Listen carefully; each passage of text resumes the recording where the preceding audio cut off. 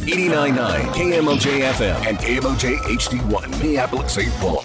Bringing unity to the community. 89.9 KMOJ, the People's Station.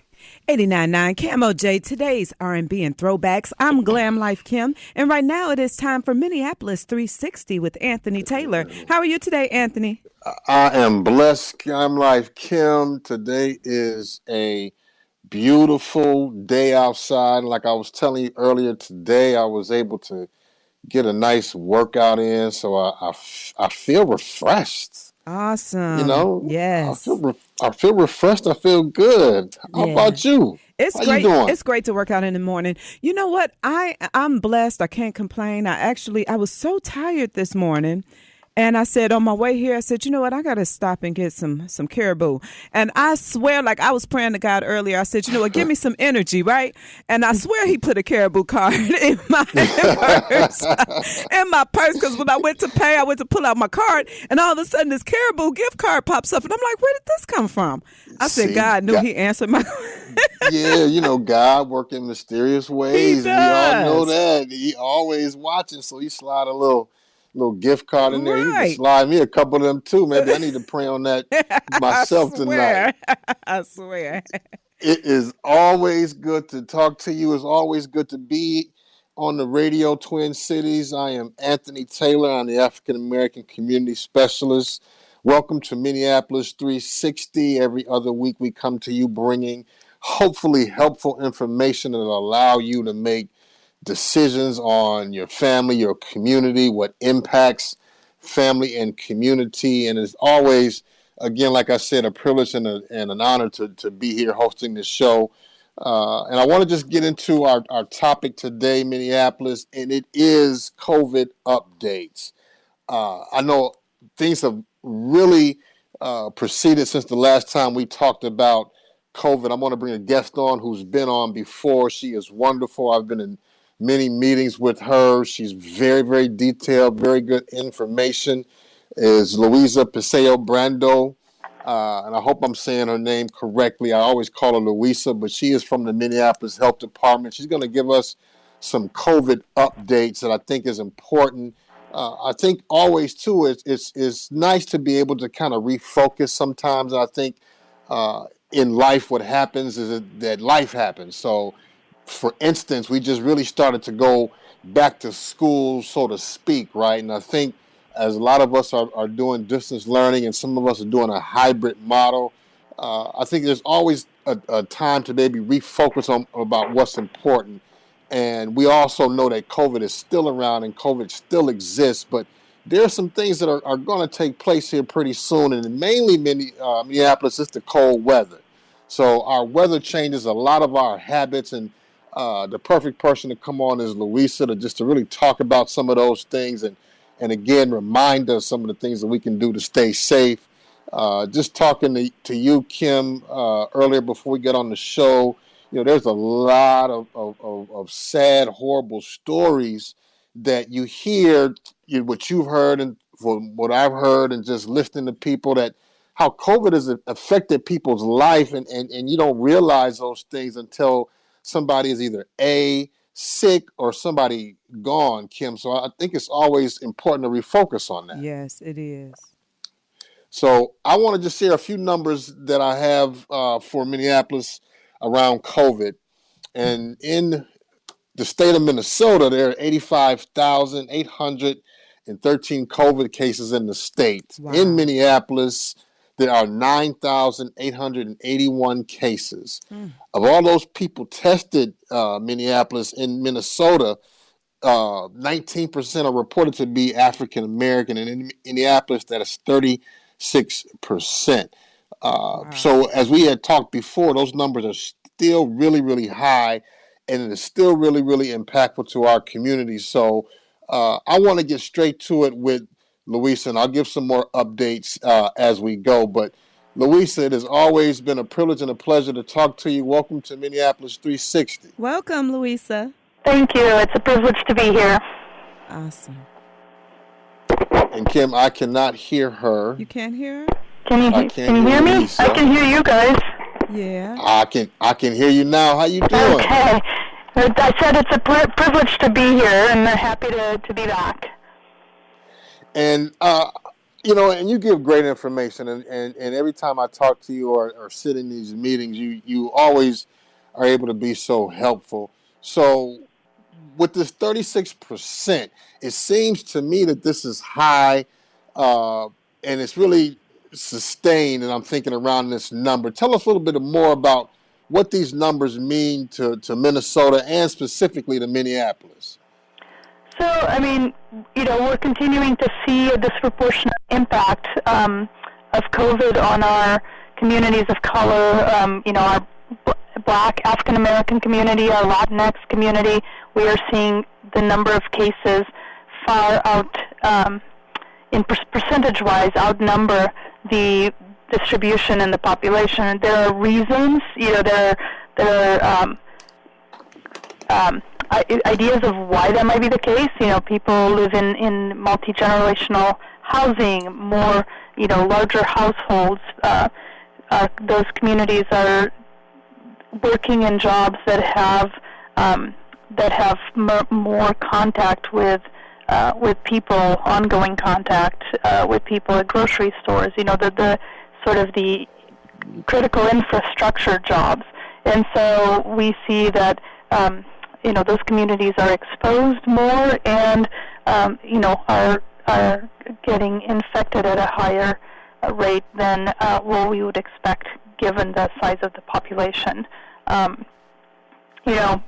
We continue to say that people need to continue to do take precautions. Wear your masks, do the 6 feet, and really, if you think you might be exposed, go get tested. And stay home if you have any kind of symptoms. That's the only way we can try to stop transmission from one individual to another. But it is, we continue to see that disproportionate impact, both in the city and in the state. Mm. And Luisa, what really is concerning, I think, to everybody is that this. You talked about some of the things that you can do to slow the spread, the social distancing, the wearing the mask, washing your hands. But, this isn't breaking news to folks if you've been paying attention. So what's really concerning me is that we see these gatherings of folks that are still not abiding by these COVID rules. And some of them are called like super spreader events. We've heard that term before, mm-hmm. But even with a small scale, tell us how that plays into COVID being spread when everybody's doing these gatherings with the weddings and graduations and things like that. Talk about how problematic that is. Yeah, I mean, I know it's been now, 6 months? It feels like much longer than that, but it's been 6 months since we really started talking about COVID in Minnesota, since the first case was March was when the first case was detected in Minneapolis. People are tired, and I understand that, and they want to get together with friends, and they want to celebrate milestones, but it's important that we continue to be careful and be vigilant and not do those things. And if you're going to get, I understand wanting to get together with friends, but do it in small groups, do it outside, wear your masks, do it with physical distance, and, if possible, postpone that celebration until we can do it safely and you can bring everybody together, find ways to celebrate differently, because it is problematic, and we do see these gatherings leading to several cases, because it's very possible that someone is infectious and doesn't even know it, and then they are in this gathering, and then they are passing it on to someone else, and that someone else passes it on to another person or two people, and that's how we've seen some of these events turn into events that led to several cases. When you talk about a super spreader, I mean, there is some research that says that some people are more contagious than others, and I know that there's been a few events like that in choir practice in Washington State where that happened, where it's posited that one person was infectious and spread it to a lot of other people. But it doesn't have to be a super spreader event. It could just be an event where there's someone who's infectious and they pass it on to a couple of people, and then those couple of people pass it on to someone else, and that's how these numbers keep piling up. So, Luisa, I had a quick question. I know, kind of early on, it was kind of, I don't know if it's myths or there was some things that was kind of saying, hey, by being outside, the heat or, the air kind of kills the bacteria or, kind of helps it to not spread more. Is that true? So, I mean, we do think that when you're outside, and if you're keeping that physical distance, that it's safer. Okay. It's unfortunately, I think there was this thought that maybe if this coronavirus behaved like the common cold, where it's less, in the summer, we're less likely to get colds. It's unusual because the common cold coronavirus doesn't, is not as potent. But that doesn't seem to be the case with COVID. Being outside helps because there's more air, the movement, and so it's less likely that you are sitting in a space. When you're indoors, you're sitting in a space where there's less airflow, and it could lead to easier transmission. When you're outside, the wind, the movement. It makes it less likely, but it's not, if you're walking next to someone who's infectious and neither of you are wearing a mask, then you're still putting yourself at risk. And so really important to continue to take those preventative measures as much as you can. And Kim, that's a great question, because I think, and we talked about this earlier when we started doing COVID shows, about the misinformation and the false narratives that are out there, and a lot of that's coming from our president, right? So, and I say that to say this, Luisa, how important it is to find trusted places where you can get information, and if you know of some trusted organizations or websites that people can go that this information is factual, what would you recommend, Luisa? So I would say that going to the City of Minneapolis website, going to the Department of Health website, the information in those sites about COVID is factual and it's accurate. And I think listening to those of us in public health, in science, that are looking at this and providing the most up-to-date information, I think that is. And we have no agenda in mind. Our agenda is to protect the health of Minneapolis residents, of Minnesota residents, and so I think it's important to use those sources that have to get your information about COVID. I mean, there is a lot of misinformation out there, and I think it's important for people to go to the sources that don't have any kind of agenda, pro or con COVID-19. We just want to make sure that people are safe and are healthy. Awesome. Absolutely, Luisa. And I want to talk about masks, right? And I want to say this before I ask you this question. I have never seen the idea of wearing a mask or not so politicized, right? And I really want to say that I've never experienced it. Obviously, I think any of us in our lifetime have ever experienced a virus like this ever before, because we weren't alive since the first one. But on whatever side of the aisle you sit on, it seems that it has been politicized to the point where it has taken on a life of its own, right? And that's concerning to me, because all the information that I hear suggests that is one of the best ways to prevent COVID. So I'm going to ask you a real simple question, and I want you to give me a real detailed answer, right? Okay. Do masks really help prevent the spread of COVID-19? They do. So, the mask helps. If you are someone who is infected and you have a mask on, when you're talking to someone, that mask is going to capture some of those droplets that carry the virus. And so it's not going to let those droplets go out and into the environment where it might then go into the mouth or the eyes or, of the person that you are interacting with. So my mask protects you and your mask protects me. And we know that when people are wearing masks and when they're doing the 6 feet distance, so, the mask helps, but it's not the only thing. It's kind of like, your car. You have your brakes, you have your lights, you have your seatbelt, and you need to make sure you're using all of those elements of your vehicle correctly to prevent accidents. It's the same thing with COVID.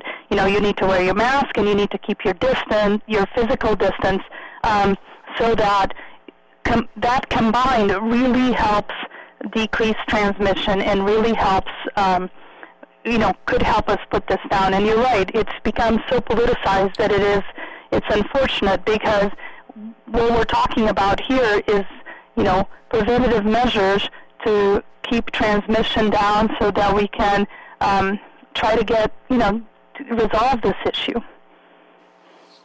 And it's super unfortunate. And go ahead, Kim, that you have a response to that. I don't want to interrupt you. Well, I just wanted to remind people, too, just about, keeping your mask clean. There's a appropriate way, to handle your mask, making sure that, if it's a cloth mask, that you're washing it and, just different things. And if it's a disposable mask, that you're disposing of it after, just so that you don't, continue to bring germs or bacteria or just to make it worse. To wear the same old mask you've been wearing. And also, the other piece is making sure that you're wearing it correctly. Sometimes I see people, they have their mask pulled down below their nose, just covering their mouth. It really needs to cover your nose, from the top of your nose to just under your chin to really be effective. Yeah. Now, what about for people who have, illnesses, though, or just, who suffer from anxiety or, find it hard to breathe? Like, what do you suggest for people who have some of those issues? Yeah. So, and I think, if we all wear a mask, then the people that can't, for whatever reason, wear a mask, then it's, then it's easier for them to not do so. Gotcha. There are some other, I think, for people that can't wear a mask because of different issues, then they really need to be vigilant about keeping their distance, washing their hands, and they might be able to wear, some people have said, maybe they can wear a face shield. We don't think those are as effective just by themselves, but that's a possibility if it helps you feel a little more comfortable. But I think if you're not able to wear a mask, then really maintaining that 6-foot distance, avoiding gatherings, with lots of people that are not part of your household, and making sure that you're washing your hands consistently and frequently is really important. But there are people that can't wear a mask, and so it's incumbent upon the rest of us to wear masks for them, so that we can protect them as well. Awesome. And Kim, that's a great point about making sure that you are throwing away your mask or washing your mask. I see a lot of people in cars and they've got their mask either on their rear view mirror or their gear shift, but these are the same masks that they pull off every time, right? That they go into the store and go out. So, you have to really be mindful of the fact that these masks, if they're washable, wash them on a regular basis if those are the masks that you're wearing. Right. So I think that's super important point to make sure that we let folks know. Also, too, Luisa, tragically, and for some maybe happily, winter is coming, right? So I'm on the first part of that, right? I'm not a huge winter person because we all know what comes with winter and it's problems. Other people think it is pleasure, right, with the snow and being able to enjoy the Midwest Minnesota outdoor things, right? But to me, there's the problems come not just for some of the obvious stuff, but just really being able to protect mental health, right? And we've had guests on before who's talked about, some of the ways to stay mentally sharp and being able to reach out to folks in the ways that we have to live now. So what are some ways or some things that folks can do to be healthy physically and mentally as we start to be inside a lot more than we are now? Yeah, I mean, that's a hard one. I think, if you are able to go outside still, even as it gets cold, I think, even if it is for just 15 minutes or 10 minutes, where you can go for a quick brisk walk and get back home, I think that is always helpful, even just standing outside your door and just breathing in some fresh air, that's helpful. The other piece is, within your household, finding different ways to interact with your household members, and then with your family that is not in your household. If you have video chat available, if you have, it seems like most everyone has a smartphone that has games. You can play games with friends, and it's a way to interact in a different way. And then, you can still visit with people. You just have to make sure that, you don't have 20 people coming together, but maybe you have 2 people and you're sitting inside, but you're sitting maybe 8 to 10 feet apart, and you're having your mask, and then maybe that you have to speak a little louder to hear each other, but you could still do that and have that visit, just instead of having, 6, 7, 8 people, is just 1 or 2 of you, and you're able to do that. So, there are things that can be done, and I know that, especially in Minnesota with the cold weather, that could become harder, but, a quick walk, another winter activity, something, video chatting, interactive game playing with friends or family, those are always options for maintaining your health, your mental health, and and not allowing the winter weather to take its toll. We are with Luisa from the Minneapolis Health Department, talking about COVID-19, some updates, talked about some things that we can do to continue to be mentally sharp. And one of the biggest things that I'm glad she talked about too was definitely the importance of wearing masks. And Luisa, our final question here today before I let you go is talk a little bit about quickly just anything else that folks should do to stay healthy, whether it's flu shots, whether it's just really noticing your children, and their habits. So talk to us quickly about some other tips to help folks when it gets cold. Yeah, definitely get your flu shot. It's hard to think about it. We've been talking about COVID so much, but flu season is just right around the corner, and it is important for everyone to get their flu shot. Getting a flu shot in September or October this year, earlier than normal. Normally we say October, November. We're saying get it done early.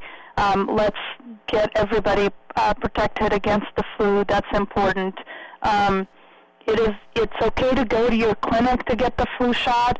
The clinics are, making sure that, and hospitals are making sure that they're being very careful in terms of preventing COVID. So you should make sure that you're maintaining, continuing your healthcare visits, your regular visits. Go get your physical. Go get your routine exams done.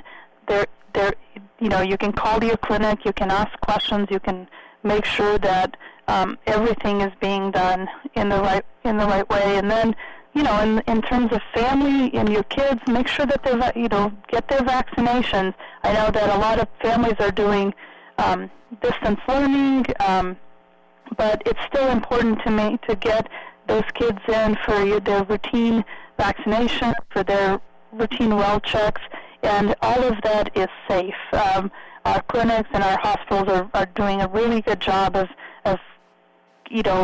putting a lot of preventive measures in place to ensure that everybody stays healthy.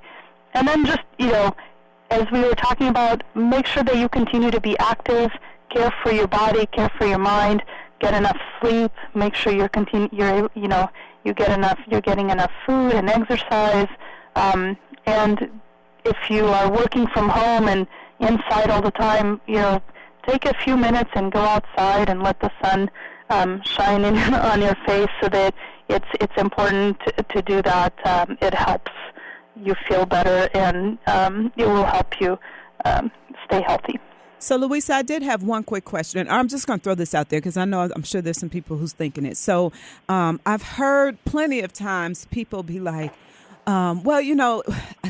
people who take the flu shot seem to get the flu more than people who don't take it. Do you have any facts or, any statistics, is there any truth to that? No, there's not. And I hear the same thing. I think, the flu shot is, it's supposed to protect you, and often what happens is there's different strains of the flu that are going around, and it may be that you get the flu shot, but it's not, some years it's not a really good match to the strain that's going around.